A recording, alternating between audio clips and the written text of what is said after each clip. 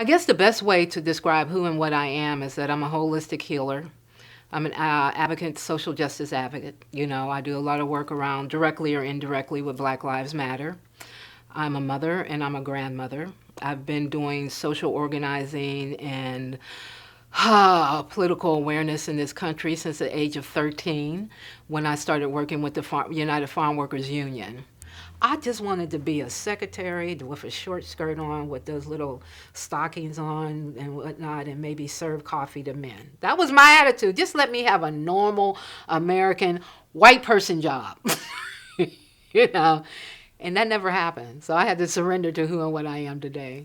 You know, kind of strange, different, cultural, diverse, articulate, creative artist, healer. I went through a family system where there was a lot of domestic violence. I had a relative that was killed through a beating. She just simply one morning said, "I will not wake up again to this insanity."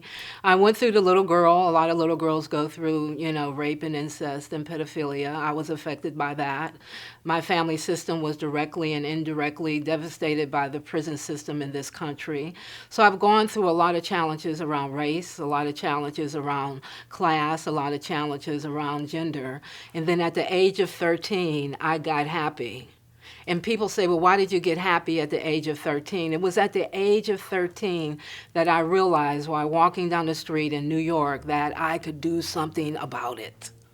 Well, most of us, I don't care what culture you come out of it, when we find ourselves in pain, and usually that pain is directly or indirectly connected to our family systems or our institutional belief systems like churches and religious beliefs and societal belief, we find ourselves loyal to those situations, the mom and dad. So if your father was crazy, you might have a struggle saying my father was crazy and he drove me crazy too.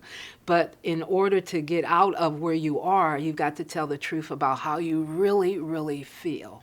Does that make sense? And break the bonds of loyalty. I started loving my family far greater than when I stopped being loyal to the belief system that we don't talk about our problems to anybody. I mean, we had a woman murdered in our family, and for years, no one talked about it. We just pretended that she had a heart attack. We somehow detached the beating that she had while she was having the heart attack to her death. So I had to tell the truth. And the relatives in our family who didn't tell the truth, they went on to suffer on greater levels.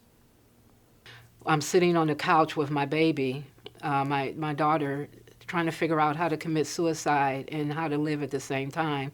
And a commercial comes on the TV says, well, you ain't got to go out like this. It's another way.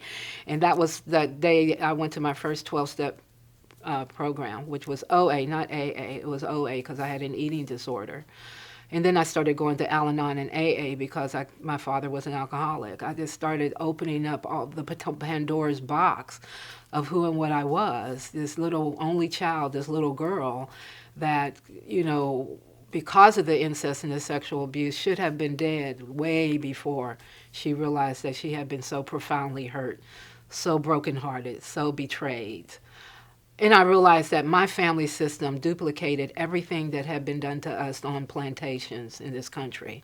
The abuse, the violence, the sexual violence, we just duplicated it the way that we had been treated and passed it on from one generation to the next. And if you look at indigenous groups all around the world, they're doing that. We have a high rate of killing everybody that looks like us. It's trauma.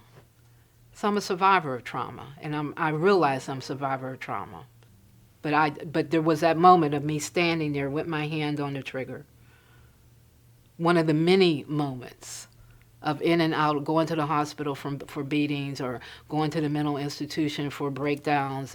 But that moment was a deciding moment in my life that I had to do something totally different. So I planned the avenue of how to get to the Houston Area Women's Center.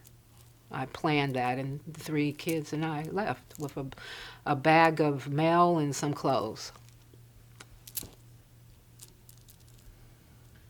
And it was literally the near-death experiences that I've had, the homelessness with 3 kids, going into the shelter for the domestic violence, and It was either go to the shelter for domestic violence or go to prison behind killing my husband. And I remember standing in the kitchen with a gun in my hand. And I was pointing it at him. It's like, no more beatings, no more beatings. And he looked at me and said, please shoot. Please shoot. So I'm dealing with an African-American man who's a Vietnam veteran. Please shoot. Who had just been so abused by racism. Please shoot. And here's this voice in my mind saying, if you shoot, who will take care of the babies? And that's when I decided to go into the shelter for domestic violence. So after the domestic violence stuff, then came the homelessness, because I had to leave my home. I left everything. And then, it was some pretty rough times of deciding, do I want to be alive and do I not be alive? The suicide thing, mental health illnesses, chronic depression. Those were all the things in between everything that I've told you before. Always getting up, deciding, do I want to live? Do I want to live? And always deciding, you got the babies, you got the babies, you got the babies. And then one day, I wanted to live for me. It wasn't just about the babies. It's like, one day I wanted to live for me. And even during those times of deciding to be alive or to be dead or alive, I was still doing social justice work. I was still trying to love people. And I think now, as I sit here and talk to y'all, it was staying involved with people and attempting to care about people even when I didn't feel like I cared about myself. It was attempting to feed other people even when we didn't have any food to eat.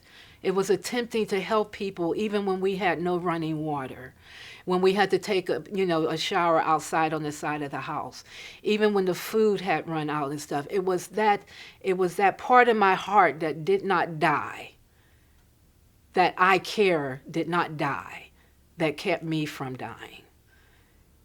I always confuse when people just say, well, I'm happy. You're either happy or not. I just think it has so many flavors to it, so many, it tastes different. You can be all, fucked up or heartbroken, and still there's some happiness over there on the table. Let me go grab that. It's not far away. But your belief system will affect how you see things. And so my belief system has changed. I basically believe that the universe is always working in my favor. Years ago, I didn't believe that. I believed in the old world kind of traditional Christian view of hell and you're going to do this, and everything was fear-based. I no longer believe that. My belief system is more along of new thought. And the universe is always working in my favor. If I take care of myself, if I notice, if I stay aware, I'll notice those little signs throughout the day of what to do and what not to do. That's what I did to make up my mind if y'all were going to be here. It's like, should I do this? Is this going to be for the greater good? If this is shown, will it help other people? And so voice inside say, yeah, he's not a serial killer. He'll be okay.